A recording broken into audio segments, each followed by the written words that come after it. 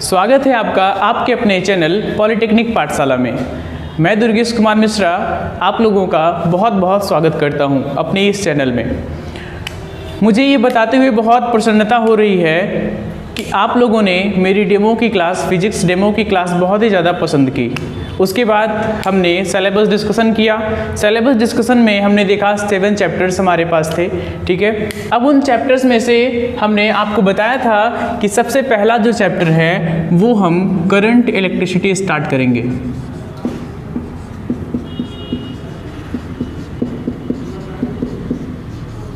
जिसे हिंदी में कहते हैं धारा वैद्युतिकी,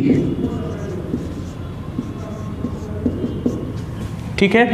देखिए कुछ बच्चों के हमारे पास फ़ोन कॉल्स आए हैं, उन्होंने कहा कि सर आप इंग्लिश में पढ़ाइए, कुछ लोगों ने कहा सर आप हिंदी में पढ़ाइए, ठीक है। तो यहाँ पे हम आपको बाइलिंगुअल का यूज करेंगे और ज़्यादातर प्रेफर आपको हिंदी में करेंगे। प्लस जो इंग्लिश मीडियम के बच्चे हैं उनको हम इंग्लिश में PDF का नोट्स प्रोवाइड करवा देंगे, ठीक है ना। उसके लिए आपको बता दिया जाएगा, PDF का नोट्स पाने के लिए प्रोसेस क्या है वो आपको बता दिया जाएगा जल्द ही, ठीक है।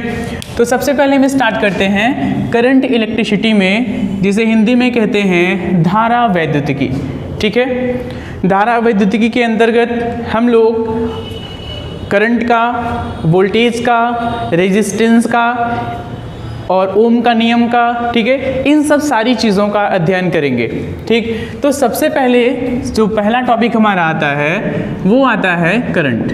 क्या आता है? करंट। देखिए डेमो की क्लास में भी हमने थोड़ा सा इन सब चीज़ों के बारे में डिस्कशन किया था, लेकिन अब हम रीस्टार्ट कर रहे हैं। तो अब यहाँ से हम आपको कंप्लीट सारे टॉपिक कवर करते हुए चलेंगे। तो सबसे पहला टॉपिक हमारा आता है धारा। तो धारा किसे कहते हैं? डिफिनेशन हम लोग क्या जानते हैं? आवेश प्रवाह की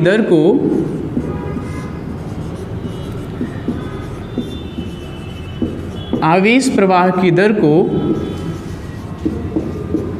वैद्युत धारा कहते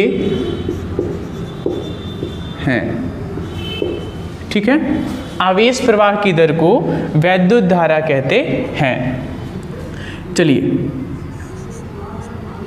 I, जिसे हम शो किससे करते हैं? I से शो करते हैं, बराबर होता है Q/T। Q क्या है? ये आवेश है और T क्या है? ये समय है। आवेश का मात्रक क्या होता है? आवेश का मात्रक कूलाम होता है। समय का मात्रक क्या होता है? समय का मात्रक सेकंड होता है। क्या होता है? सेकंड होता है। और कूलाम प्रति सेकंड को ही हम क्या कहते हैं बच्चों? एम्पियर कहते हैं। क्या कहते हैं? एम्पियर कहते हैं। ये क्या होती है? यूनिट होती है। यूनिट मतलब यही यूनिट होती है, मतलब मात्रक होता है किसका? वैद्युत धारा का। तो वैद्युत धारा का मात्रक क्या होता है? एम्पियर। या फिर आपसे वो ऐसे भी पूछ सकता है, कूलाम प्रति सेकंड उसने दिया हो और पूछ ले निम्न में से ये किसका मात्रक है, तो ये भी आपका वैद्युत धारा का ही मात्रक है। इसी को ही हम क्या कहते हैं? एम्पियर कहते हैं। इतनी बात समझ में आई? चलिए अब नेक्स्ट आपका पॉइंट है पोटेंशियल।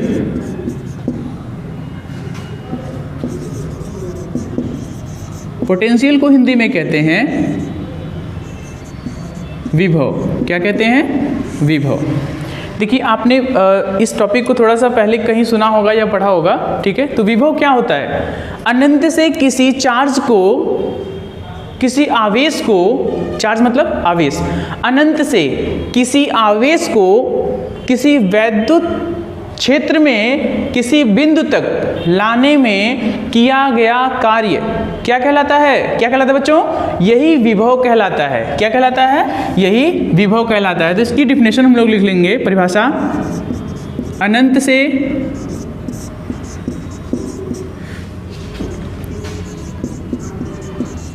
किसी आवेश को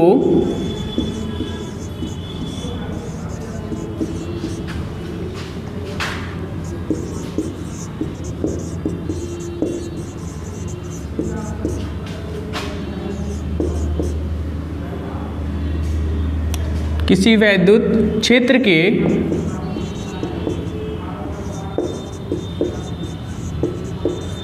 किसी बिंदु तक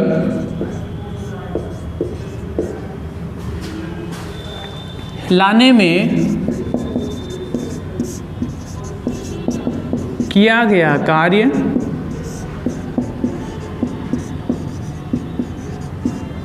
क्या कहलाता है? विभव कहलाता है। क्या कहलाता है? विभव कहलाता है। अनंत से किसी आवेश को किसी वैद्युत क्षेत्र के किसी बिंदु तक लाने में किया गया कार्य विभव कहलाता है। V = होता है W/Q। यहाँ पे W क्या है? ये आपका वर्क है, जिसे कहते हैं आप क्या? कार्य कहते हैं। क्या कहते हैं? कार्य। और Q क्या है? ये आपका चार्ज है, जिसे आप हिंदी में क्या कहते हैं? आवेश कहते हैं। क्या कहते हैं? आवेश कहते हैं।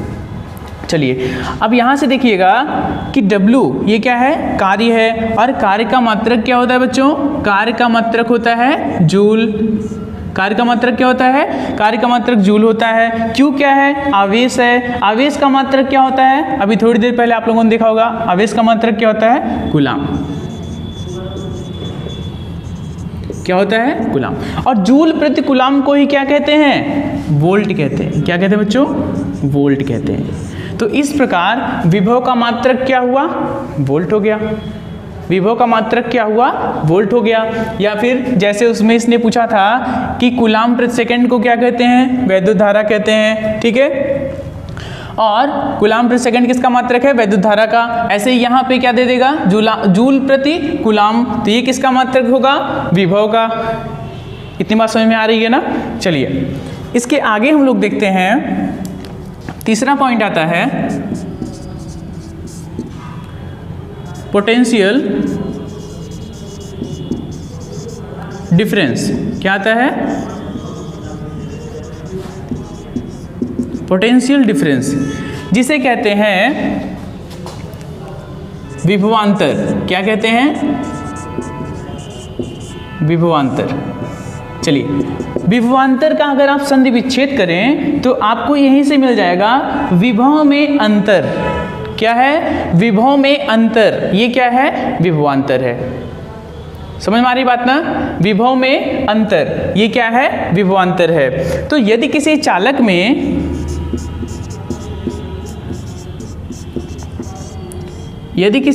में विद्युत धारा प्रवाहित की जाए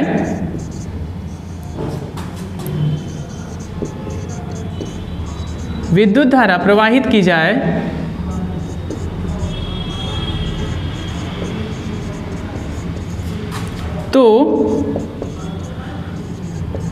उसके दोनों सिरों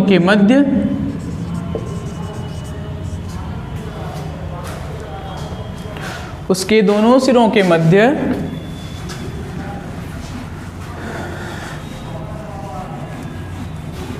नोट्स आप लोग बनाते रहिएगा। ठीक है, नोट्स आप लोग प्रॉपर बनाते रहिएगा, जिससे कि क्या होगा? आपको रिवीजन करने में आसानी होगी। नहीं तो सर ने पढ़ाया और आपने उसे नहीं लिखा तो क्या होगा? आप बाद में रिवीजन नहीं कर पाएंगे। तो यदि किसी चालक में विद्युत धारा प्रवाहित की जाए तो उसके दोनों सिरों के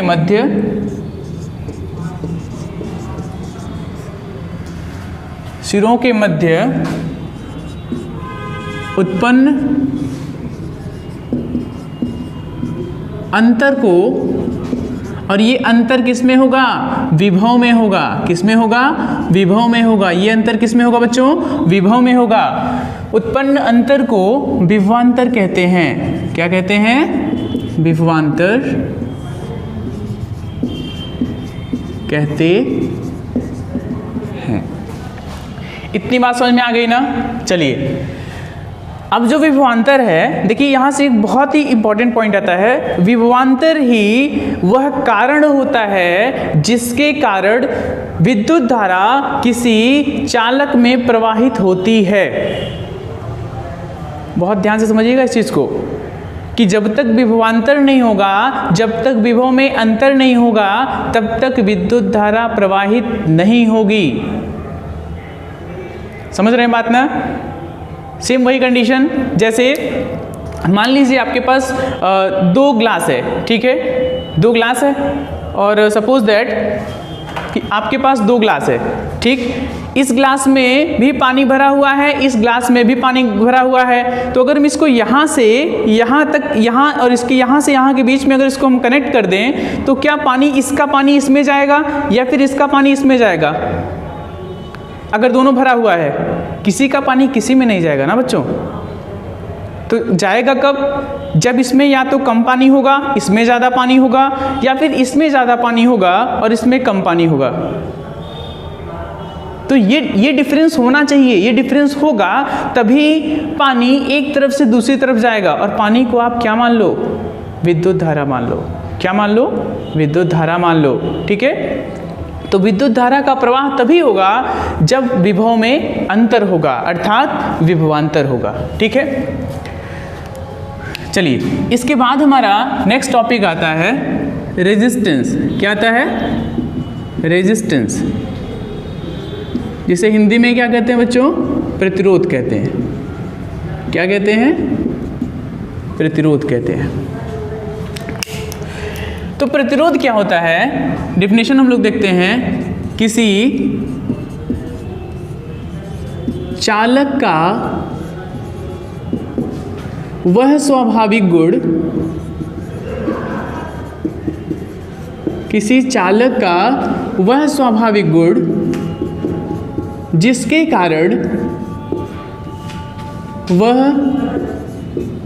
अपने में से, मतलब चालक खुद, जो चालक है वह अपने अंदर से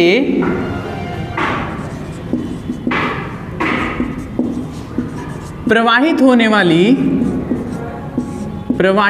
वाली विद्युत धारा का विरोध करता है।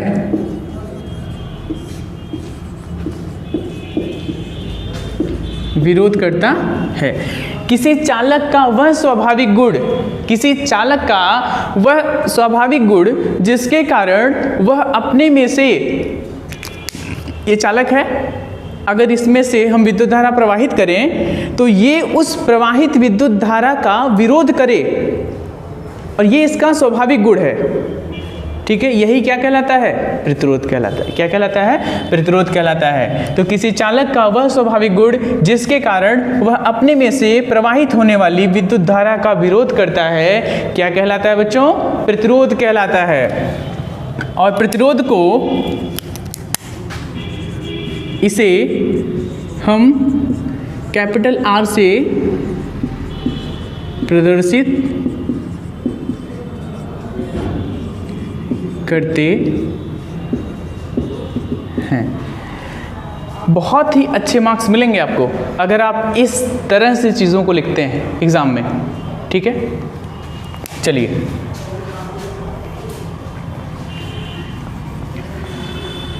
नोट्स बनाते रहिएगा, प्रॉपर लिखते रहिएगा, ठीक है, और उसको रिवीजन भी करते रहिएगा, ठीक। चलिए, तो इसके आगे हम देखते हैं, इसे कैपिटल R से प्रदर्शित करते हैं। इसका मात्रक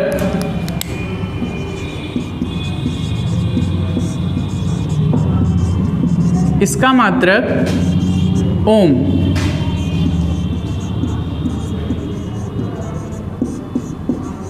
होता है। इसका मात्रक क्या होता है बच्चों? ओम होता है, ठीक। अब नेक्स्ट टॉपिक इसमें आता है प्रतिरोध को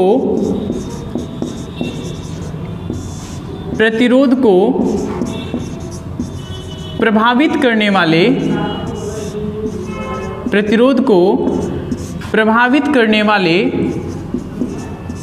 कारक। प्रतिरोध को प्रभावित करने वाले कारक। तो यहाँ देखिएगा बच्चों, बहुत ही इंपॉर्टेंट पॉइंट है, यहीं से क्वेश्चन पुटअप होता है, ठीक है, यहीं से क्वेश्चन पुटअप होगा। तो पहला क्या है, तापमान।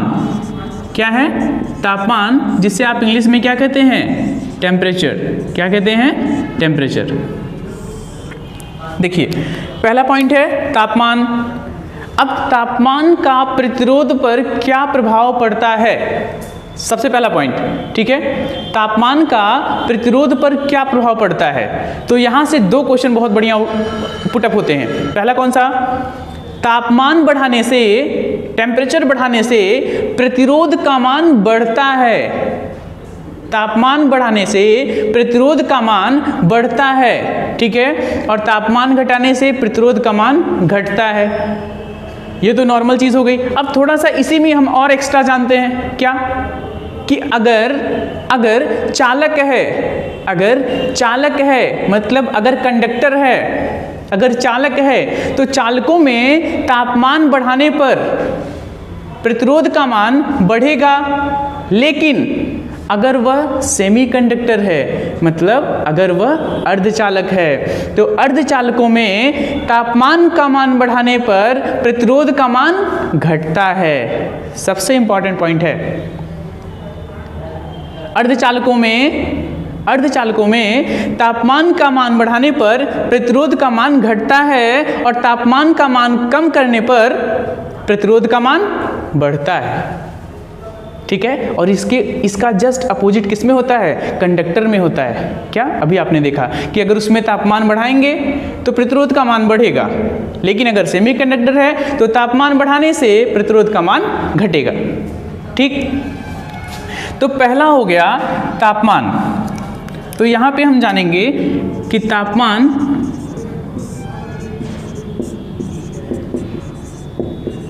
बढ़ने पर चालकों में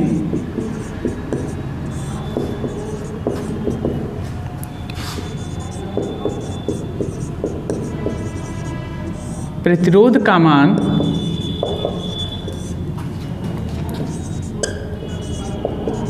बढ़ता है। तापमान बढ़ने पर चालकों में प्रतिरोध का मान बढ़ता है। और यही दूसरी लाइन आप ऐड कर लीजिएगा, क्या, कि तापमान बढ़ने पर अर्धचालकों में, किसमें, अर्धचालकों में प्रतिरोध का मान घटता है। क्या होता है, घटता है। इतनी बात समझ में आई ना, बहुत इंपॉर्टेंट पॉइंट है ये। दूसरा आता है प्रकृति। क्या, प्रकृति मतलब नेचर। चलिए, तो नेचर में हम जानते हैं कि अलग अलग पदार्थ का प्रतिरोध अलग अलग होता है। जैसे, ठीक उसी प्रकार समझिए, जैसे अलग अलग व्यक्तियों के अलग अलग गुण होते हैं। वो किसी चीज़ को, अलग अलग उनके सिद्धांत होते हैं। किसी चीज़ को पसंद करते हैं, किसी चीज़ को नहीं पसंद करते हैं, ठीक है। कुछ लोग होते हैं जो मैक्सिमम चीज़ों को पसंद करते हैं, ठीक है, और कुछ लोग होते हैं जो मैक्सिमम चीज़ों को नहीं पसंद करते हैं, ठीक है।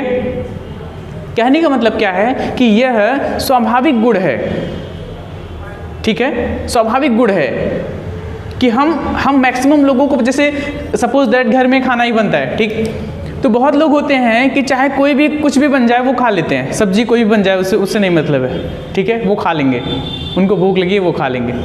लेकिन कुछ लोग क्या है कि अगर उनका स्पेसिफाइड जो पसंद करते हैं वो, अगर वो नहीं बनेगा तो वो नहीं खाएंगे, ठीक। ऐसे ही अलग अलग चालकों का जो प्रतिरोध होता है वो अलग अलग होता है। तो इसमें आप लोग लिख लीजिएगा कि अलग अलग चालकों का प्रतिरोध अलग अलग होता है। चलिए, नेक्स्ट पॉइंट हम देखते हैं। तापमान हो गया, प्रकृति हो गया, इसके बाद आता है तापमान पे निर्भर करता है, प्रकृति पे निर्भर करता है, और ये किस पे निर्भर करता है बच्चों, ये थर्ड पॉइंट है, ये लंबाई पे निर्भर करता है।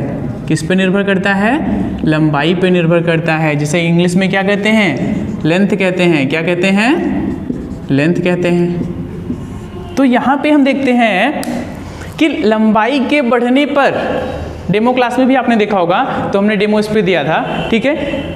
तो लंबाई के बढ़ने पर, जैसे मान लीजिए एक कंडक्टर है, अगर इसकी लंबाई, इसी में दूसरा कंडक्टर जोड़ दिया, लेंथ बढ़ गई ना, तो अब प्रतिरोध का मान क्या होगा? अब प्रतिरोध का मान क्या होगा? तो लंबाई के बढ़ने पर लिख लीजिएगा,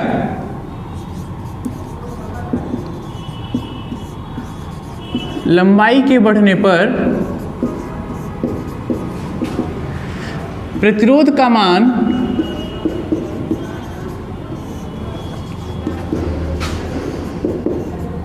बढ़ता है। क्या होता है? बढ़ता है।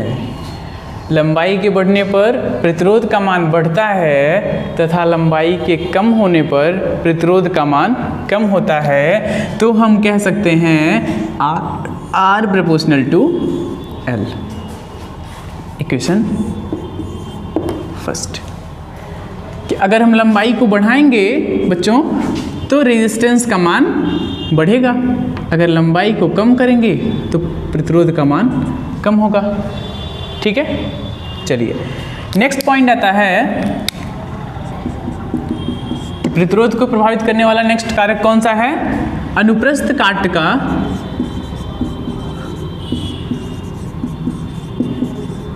क्षेत्रफल, जिसे आप इंग्लिश में क्या कहते हैं बच्चों? Cross sectional area. क्या कहते हैं? Cross sectional area. तो ये भी बहुत ही इंपॉर्टेंट पॉइंट है कि R जो होता है ये इनवर्सली प्रोपोर्शनल होता है 1 अपॉन क्रॉस सेक्शनल एरिया के। प्रतिरोध व्युत्क्रमानुपाती होता है किसके? अनुप्रस्थ काट के क्षेत्रफल के, और समानुपाती होता है लंबाई के। समानुपाती का मतलब क्या है कि एक के बढ़ने पर दूसरा बढ़ेगा, ये समानुपाती है। ठीक है, और व्युत्क्रमानुपाती का मतलब कि एक को बढ़ाने पर दूसरा घटेगा। ठीक, जैसे अगर हम यहाँ क्रॉस सेक्शनल एरिया को बढ़ाएं तो इसका मान कम होगा, अगर क्रॉस सेक्शनल एरिया को हम कम करें तो इसका मान ज़्यादा होगा। ठीक है, क्वेश्चन सेकंड। तो ये कुछ स्पेसिफाइड बातें थी, कुछ बहुत ही इंपॉर्टेंट बातें थी किसके बारे में? प्रतिरोध के बारे में। किसके बारे में? प्रतिरोध के बारे में। तो प्रतिरोध जो हमारा है उसको प्रभावित करने वाले कारक कौन कौन से हैं बच्चों?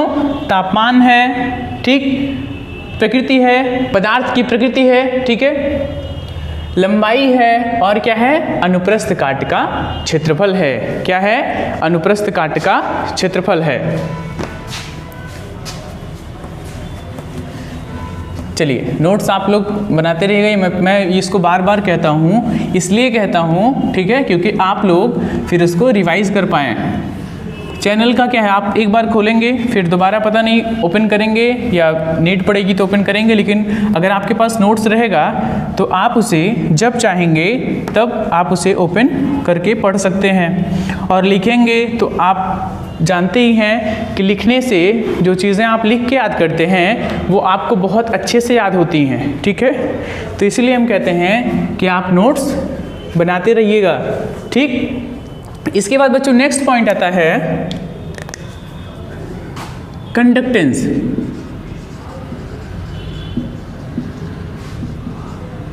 जिसे कहते हैं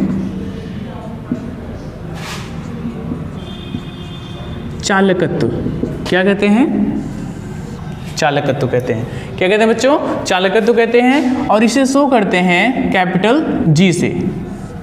ठीक, इसे किससे शो करते हैं? कैपिटल G से।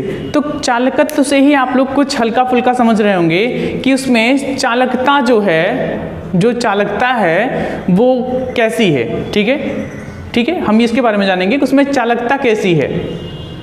चलिए,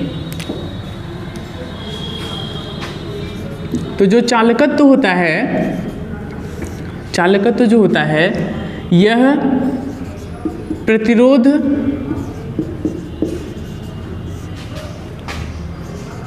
का विलोम होता है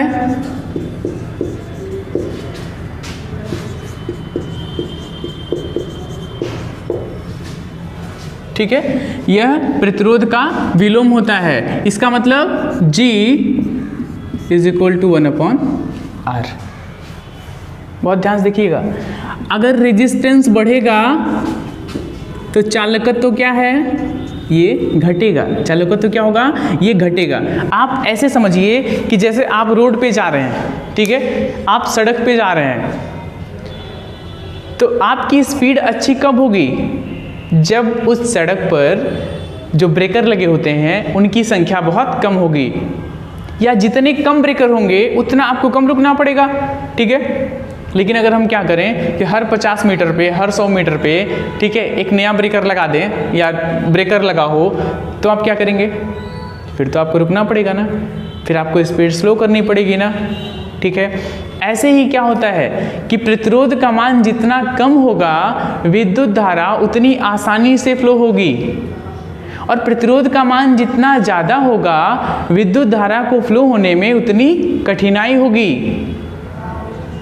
बात समझ में आ रही है ना, ठीक। तो G इज इक्वल टू क्या होता है, 1/R। इसका मतलब क्या है बच्चों कि अगर R का मान बढ़ता है, अगर R का मान बढ़ता है तो G का मान क्या होता है, कम होता है। तो G का मान क्या होता है, कम होता है।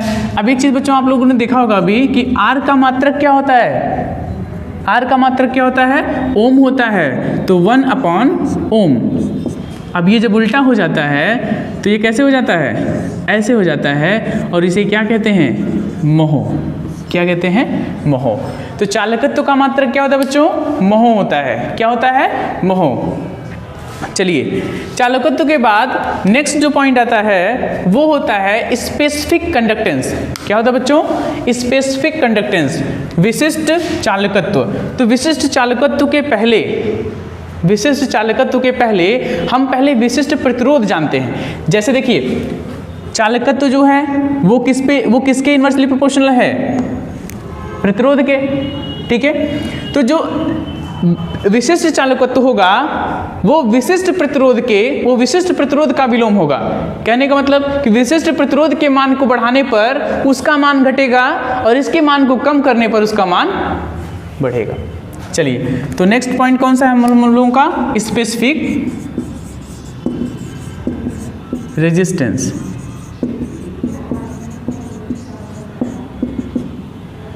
Specific resistance. चलिए, तो स्पेसिफिक रेजिस्टेंस हम देखते हैं विशिष्ट प्रतिरोध, जिसे हिंदी में क्या कहते हैं, लिख लीजिएगा, विशिष्ट प्रतिरोध। देखिए, अभी बहुत ही आसानी से निकल के आएगा, ठीक। पहला इक्वेशन क्या था, R प्रोपोर्शनल टू L, ये फर्स्ट इक्वेशन था बच्चों, कोई दिक्कत यहाँ तक नहीं। दूसरा इक्वेशन क्या था हमारे पास, R proportional to, inversely proportional to 1/A, ये पहला है, ये दूसरा है। अब हम जानते हैं कि अगर लेफ्ट हैंड साइड में दोनों पक्ष, अगर बायां पक्ष दोनों बराबर है तो हम इसे, इस इक्वेशन को कैसे लिख सकते हैं, R प्रोपोर्शनल टू L/A, ठीक है। और हमेशा हम जानते हैं कि अगर कोई प्रोपोर्शनल हटता है, अगर इस प्रोपोर्शनल को हम हटाते हैं यहाँ से, तो एक कांस्टेंट आता है। क्या आता है बच्चों, एक कांस्टेंट आता है, और यहाँ पे वो कांस्टेंट क्या आएगा, R is equal to rho L/A, ठीक है बच्चों। इसको हम यहाँ लिखते हैं, R is equal to rho L/A, और यहाँ पे जी ये जो रो है ना, इसी को कहते हैं क्या, विशिष्ट प्रतिरोध। क्या कहते हैं बच्चों, विशिष्ट प्रतिरोध कहते हैं। अब यहाँ से अगर विशिष्ट प्रतिरोध का फॉर्मूला निकालें तो ये हो जाएगा रो इज इक्वल टू आर, तो यहाँ पे आर यहाँ पे है, यहाँ ए क्या है, अपॉन में है, तो अगर इधर अपॉन में है तो इधर आएगा तो किस में हो जाएगा बच्चों, इधर मल्टीप्लाई में हो जाएगा। तो आर इंटू ए अपॉन, यहाँ एल क्या है, मल्टीप्लाई में है, तो नीचे आएगा तो क्या होगा, डिवाइड में हो जाएगा, अपॉन एल। इसके बाद इंपॉर्टेंट इसमें पूछता है क्या कि इसका मात्रक क्या है, ठीक है। तो मात्रक निकालने के लिए हम क्या करते हैं, ये आर है, आर मतलब प्रतिरोध, रेजिस्टेंस, इसका मात्रक क्या होता है, ओम होता है। ये क्या है, ये क्या बच्चों? एरिया है, क्रॉस सेक्शनल एरिया है। तो एरिया का मात्रक क्या होता है? लंबाई गुणे चौड़ाई, metre into metre is equal to metre square. क्या होता है? मीटर स्क्वायर अपॉन, ये क्या है बच्चों? लंबाई है, लंबाई का मात्रक क्या होता है? मीटर। तो यहाँ मीटर से कैंसिल, क्योंकि यहाँ पावर 1 होता है ना, यहाँ पावर 1 होता है, यहाँ पावर 2 है, तो 1 मीटर से 1 मीटर कैंसिल, बचा क्या? ओम मीटर। तो रो का मात्रक क्या होता है बच्चों? ओम मीटर। क्या होता है? ओम मीटर। चलिए, तो हमने रो का मात्रक भी निकाल लिया, ठीक। और इसके बाद हम लोग देखते हैं स्पेसिफिक रेजिस्टेंस, विशिष्ट प्रतिरोध के बाद हम लोग देखते हैं क्या बच्चों? विशिष्ट प्रतिरोध के बाद हम लोग देखते हैं स्पेसिफिक कंडक्टेंस। क्या देखते हैं? Specific conductance. इसे हिंदी में क्या कहते हैं? विशिष्ट चालकत्व। क्या कहते हैं बच्चों? विशिष्ट चालकत्व कहते हैं। चलिए, और इसे किससे शो करते हैं हम? सिग्मा से शो करते हैं। और जो सिग्मा होता है ये होता है 1/, बहुत ध्यान से देखिएगा, अभी आपको 2 रिलेशन दिखा रहे हैं, बहुत अच्छा रिलेशन है। देखिए, पहला रिलेशन क्या था? क्या था बच्चों? G is equal to 1/r। दूसरा इक्वेशन हमने क्या देखा? दूसरा हमने क्या फॉर्मूला देखा? Sigma is equal to 1/ρ। ठीक है, अब दोनों में जो खास बात है वो देखिएगा जरा, ठीक है, कि यहाँ पे ये क्या है? कंडक्टेंस है, चालकत्व है। तो जो चालकत्व है ये प्रतिरोध पर निर्भर कर रहा है इनवर्सली, ठीक है, कि मतलब अगर हम प्रतिरोध को बढ़ाएंगे तो चालकत्व का मान क्या होगा बच्चों? कम होगा। और यहाँ पर ये क्या है? विशिष्ट प्रतिरोध है, सॉरी ये क्या है? स्पेसिफिक कंडक्टेंस है, विशिष्ट चालकत्व है, ठीक है। और विशिष्ट चालकत्व किस पे डिपेंड कर रहा है बच्चों? विशिष्ट प्रतिरोध पर निर्भर कर रहा है। देखिए, ये चालकत्व था तो ये प्रतिरोध पर निर्भर कर रहा था, ये विशिष्ट चालकत्व है तो ये किस पर निर्भर कर रहा है बच्चों? विशिष्ट प्रतिरोध पर निर्भर कर रहा है। किस पर निर्भर कर रहा है? विशिष्ट प्रतिरोध पर निर्भर कर रहा है। तो अगर विशिष्ट प्रतिरोध के मान को हम बढ़ाते हैं तो इसका मान क्या होगा? कम होगा। अगर इसका मान कम करते हैं तो इसका मान अधिक होगा। इतनी बात समझ में आ रही है ना? ये बहुत ही अच्छा टॉपिक है, ठीक। तो यहाँ पे हमारे पास हमें 2 फॉर्मूले, बहुत ही बढ़िया फॉर्मूला है ये, ठीक है। इन पे न्यूमेरिकल भी आता है, ठीक है, इन फॉर्मूले पर न्यूमेरिकल भी आता है। चलिए, इसके बाद हम देखते हैं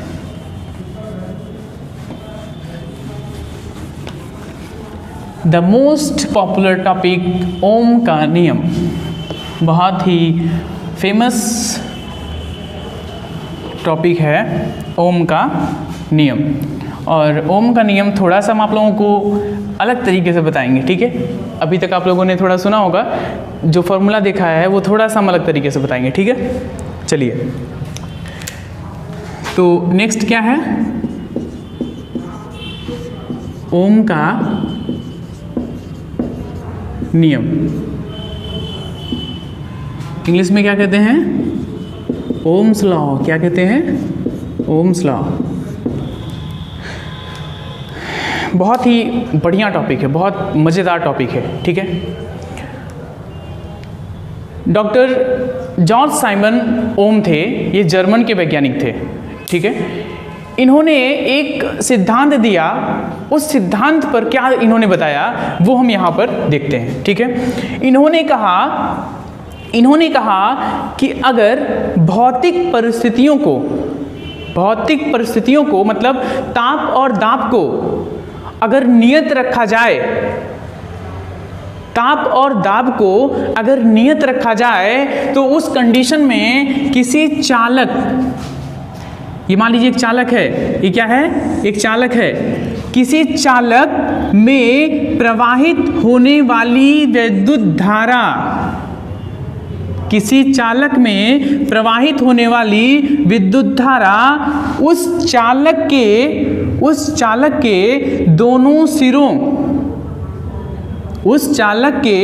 दोनों सिरों पर उत्पन्न वोल्टेज के समानुपाती होगी। समझ में आ रही बात ना? इसके समानुपाती होगी। अब यहां से हम देखते हैं कि अगर समानुपाती का चिन्ह हम हटाते हैं तो फिर वही बात आ गई कि ये कांस्टेंट आएगा, और यहां पे वो कांस्टेंट क्या आता है? जी आता है। क्या आता है? जी आता है, जी इंटू वी। बच्चों अभी थोड़ी देर पहले आपने देखा, ठीक है, अभी थोड़ी देर पहले आपने क्या देखा कि G इज इक्वल टू क्या होता है? 1/r। क्या होता है? 1/r होता है। तो यहां से हम क्या कह सकते हैं? I इज इक्वल टू जी की जगह पे क्या रखेंगे? 1/r into we. यहां से क्या हो गया बच्चों? I is equal to v/r। I is equal to v/r। ये बहुत ही फेमस फॉर्मूला है किसका? डॉक्टर जॉर्ज साइमन ओम का, ठीक है। और ये बहुत ही बढ़िया है अगर आपको किसी सर्किट में करंट का मान निकालना हो, वोल्टेज का मान निकालना हो और रेजिस्टेंस का मान निकालना हो, ठीक है। अच्छा, ये तो हो गई इसकी अच्छाइयाँ। थोड़ा इसमें ड्रॉबैक भी क्या आती है? ड्रॉबैक क्या आता है? इसका प्रयोग हम सीमित के लिए करते हैं, ठीक है। अगर हमें किसी सर्किट में करंट फाइंड करना है, वोल्टेज फाइंड करना है, रेजिस्टेंस फाइंड करना है, तब इसका प्रयोग करते हैं। और दूसरा ड्रॉबैक क्या है? इसका दूसरा जो मेन ड्रॉबैक है वो क्या है? इसके लिए भौतिक अवस्थाओं का नियत होना, कांस्टेंट होना, यह आवश्यक है। क्या है? आवश्यक है। भौतिक अवस्थाओं का नियत होना ये क्या है? आवश्यक है, ठीक है। चलिए, I इज इक्वल टू क्या होता है बच्चों? v/r। तो परिभाषा इसकी लिखवा दें आप लोगों को। चलिए, तो परिभाषा लिख लीजिएगा।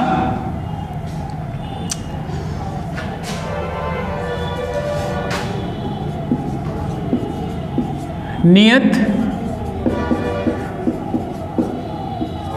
भौतिक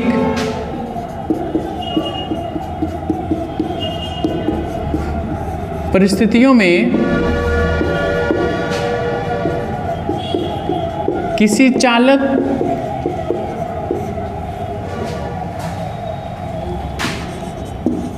में प्रवाहित होने वाली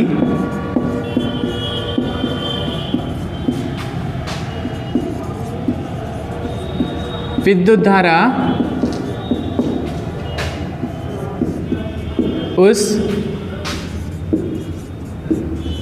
चालक के सिरों पर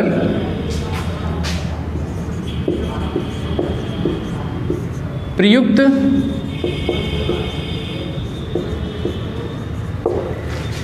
वोल्टेज के समानुपाती होती है, ठीक है। चलिए, तो I proportional to V, I is equal to G into V, और अभी आप G का मान क्या जानते हैं? 1/r into V। तो I इज इक्वल टू क्या हो गया?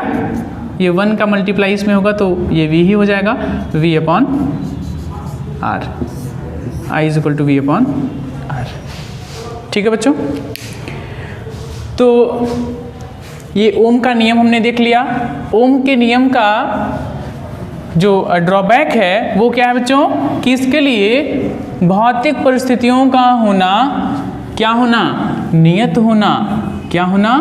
नियत होना। जो हमने अभी नियत भौतिक परिस्थितियां लिखाई थी ना, उसमें क्या आएगा? ताप और दाब। ताप और दाब का नियत होना बहुत आवश्यक है, ठीक है, तभी आप इसका प्रयोग कर सकते हैं। इसके बाद क्या आता है बच्चों? इसके बाद हमारा आता है प्रतिरोध। हमने पढ़ा ना, तो अब आता है प्रतिरोधों का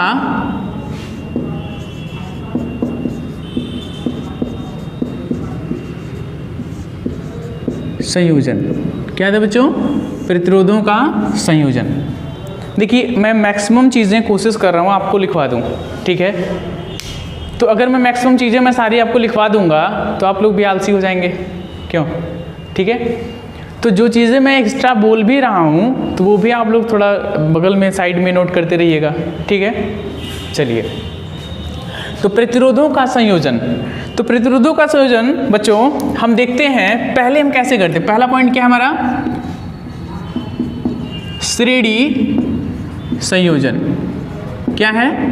श्रेणी संयोजन, जिसे आप कहते हैं इंग्लिश में क्या कहते हैं? Series combination.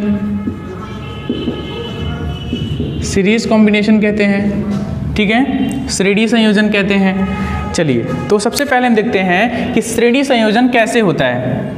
अगर हमारे पास दो प्रतिरोध हों, मान लीजिए ये RA है या R1 मान लीजिए, और दूसरा प्रतिरोध क्या है?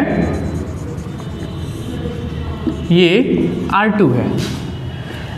तो अगर R1 का अंतिम सिरा, मतलब पहले प्रतिरोध का अंतिम सिरा दूसरे प्रतिरोध के पहले सिरे से यदि जोड़ा जाए तो इसे क्या कहते हैं? श्रेणी संयोजन कहते हैं। क्या कहते हैं बच्चों? श्रेणी संयोजन कहते हैं।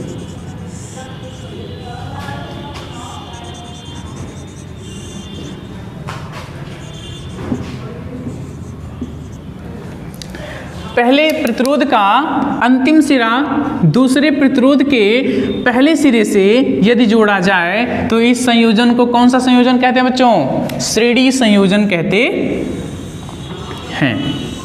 श्रेणी संयोजन कहते हैं। अच्छा, श्रेणी संयोजन एक तरह से और चेक कर सकते हैं कि अगर किसी संयोजन में अगर हम वैद्युत धारा प्रवाहित करते हैं, जैसे I हमने प्रवाहित किया ना, तो वैद्युत धारा यदि कहीं वितरित ना हो, विचलित ना हो, डिस्ट्रीब्यूट ना हो, कि कोई सर्किट है, ठीक है, उसमें प्रतिरोध जोड़े गए हैं, तो हम कैसे पहचानेंगे कि रेजिस्टेंस जो है वो सीरीज में है या फिर समांतर में है, श्रेणी में है या फिर समांतर में है, ठीक है। श्रेणी में है या फिर समांतर में है। तो यदि उस सर्किट में हम एक करंट का प्रवाह करवाएं, हम एक धारा का प्रवाह कराएं और वह धारा कहीं डिस्ट्रीब्यूट ना हो, वितरित ना हो, तो वो संयोजन कैसा होगा? कैसा होगा बच्चों?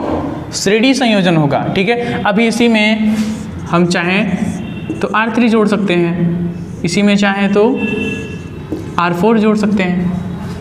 पहला पॉइंट हो गया। दूसरा पॉइंट क्या हो गया बच्चों?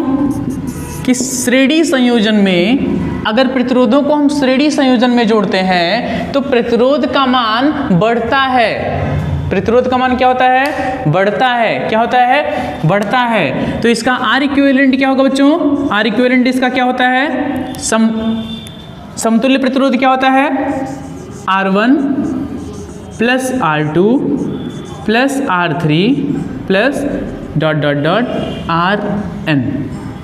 इसका मतलब क्या है कि अगर आपके पास एक रेजिस्टेंस है, दो रेजिस्टेंस है, तो R1 प्लस R2, 3 है तो R1 plus R2 plus R3, 4 है तो R1 plus R2 plus R3 plus R4, 5 है तो R5 Rn।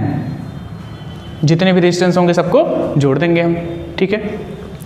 दूसरा संयोजन कौन सा होता है बच्चों? इस पे हम आप लोगों को न्यूमेरिकल भी करवाएंगे, ठीक है। तो न्यूमेरिकल करने के लिए तैयार रहिएगा। वो कब आप करेंगे? जब आपको फॉर्मूला याद होगा, जब आपको फॉर्मूला याद होगा, ठीक है। चलिए, तो दूसरा संयोजन कौन सा होता है बच्चों? समांतर संयोजन होता है। कौन सा होता है?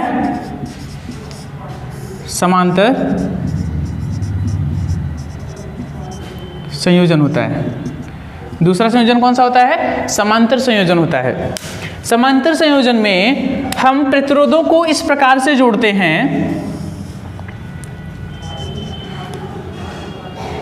प्रतिरोधों को इस प्रकार से जोड़ते हैं,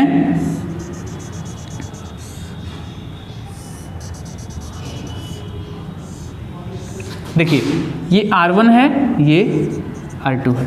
इसको पहचानने के लिए हम क्या कर सकते हैं, हम यहाँ से एक करंट प्रवाहित कराएंगे तो ये करंट, ठीक है, यहाँ तक आएगा, यहाँ तक तो सेम है, यहाँ पर आएगा तो एक इसको पॉइंट मिला ना, एक नोड मिला इसको। अब यहाँ पे क्या होगा, यहाँ से आई करंट आ रही थी और ये करंट यहाँ पे आने के बाद इसके पास दो रास्ते हो गए, पहला R1 दूसरा R2। तो कुछ करंट इधर चला जाएगा, कुछ करंट इधर चला जाएगा। अब वो निर्भर करेगा किसका मान ज़्यादा है। अगर प्रतिरोध इधर ज़्यादा रहेगा तो करंट ज़्यादा इधर जाएगा, अगर इधर प्रतिरोध का मान ज़्यादा होगा तो करंट मैक्सिमम इधर जाएगा, अगर दोनों समान होगा तो दोनों में समान करंट फ्लो करेगा, ठीक है। इसी नियम को क्या कहते हैं, किरचॉफ करंट लॉ भी कहते हैं। क्या कहते हैं, किरचॉफ का धारा का नियम भी कहते हैं, ठीक है। चलिए, तो समांतर संयोजन में जो हमारा फॉर्मूला निकल के आता है वो क्या निकल के आता है बच्चों, वो हम देखते हैं। जो समतुल्य प्रतिरोध निकल के आता है वो क्या आता है कि अगर दो प्रतिरोध हमारे समांतर संयोजन में हो तो उनका समतुल्य प्रतिरोध का मान क्या होता है, इक्विवेलेंट का मान क्या होता है, 1/R1 प्लस 1/R2, ठीक है। R1 और R2 का एलसीएम लेंगे तो क्या होगा, R1 R2, R1 से R1 कैंसिल, R2 का मल्टीप्लाई 1 में करेंगे तो क्या होगा, R2, ठीक, प्लस R2 से R2 कैंसिल, R1 का मल्टीप्लाई 1 में करेंगे तो क्या हो जाएगा, R1, 1/R इक्विवेलेंट, ठीक। अब ये तो 1/R इक्विवेलेंट है ना। अब यहाँ से R इक्विवेलेंट का मान क्या आएगा बच्चों, R इक्विवेलेंट का मान क्या आएगा, ये भी अपोजिट हो जाएगा। अगर ये उल्टा हो जाएगा तो ये भी उल्टा हो जाएगा। तो यहाँ पे क्या मिलेगा हमें, R1 R2 upon R1 plus R2। समतुल्य प्रतिरोध का मान क्या है बच्चों, R1 R2 upon R1 into R2 upon R1 plus R2। ये समतुल्य प्रतिरोध का मान है कब, जब दो प्रतिरोध समांतर संयोजन में जुड़े हों, ठीक है। यहां तक बात आपको समझ में आई। चलिए, ये बहुत ही अच्छा टॉपिक था, ठीक है, बहुत ही अच्छा। इस पे न्यूमेरिकल भी आते हैं। हाँ, इधर अब ये जो टॉपिक है बच्चों, ये न्यूमेरिकल का टॉपिक है, ठीक है। यहाँ पे न्यूमेरिकल बेस्ड क्वेश्चन आते हैं। तो सर्किट में रेजिस्टेंस सीरीज में जुड़े हैं या पैरेलल में जुड़े हैं या सीरीज एंड पैरेलल में जुड़े हैं, तो उसके लिए हम 2-3 क्वेश्चन भी आपको करवाएंगे, 3-4 क्वेश्चन भी। देन आपका जो डाउट है ना वो टोटली क्लियर हो जाएगा, ठीक है। चलिए, तो इसके आगे हम लोग नेक्स्ट क्लास में पढ़ेंगे। यहाँ तक हम लोगों ने बहुत अच्छे से देखा, ठीक है। और एक चीज़ और, जो भी टॉपिक आपको कहीं भी पढ़ने में प्रॉब्लम होती है, ठीक है, या समझने में प्रॉब्लम होती है, या आप उस टॉपिक पे क्वेश्चन सॉल्व कर रहे होते हैं और आपको वो समझ में नहीं आ रहा है, ठीक है, तो उसके लिए आप हमारे व्हाट्सएप नंबर पे आप मैसेज कर सकते हैं, ठीक है, जो है 6392469901 6392469901, ठीक है। ये कॉलिंग नंबर भी है और व्हाट्सएप नंबर भी है, तो आप इस पर व्हाट्सएप कर सकते हैं, ठीक है। फिर आपको आपके क्वेश्चन का आंसर मिल जाएगा। तो हमारी यही कामना है कि आप लोग बहुत अच्छे से पढ़ें, ठीक है, बहुत अच्छे से पढ़ें, बहुत आगे जाएं, ठीक। सारे कॉन्सेप्ट को आप लोग एक एक कॉन्सेप्ट को अगर आप क्लियर करते चलेंगे तो आपको किसी भी क्वेश्चन में प्रॉब्लम ही नहीं होगी, ये मेरी गारंटी है, ठीक है। तो बहुत अच्छे से पढ़ाई करिए and all the best for your future. Thank you so much.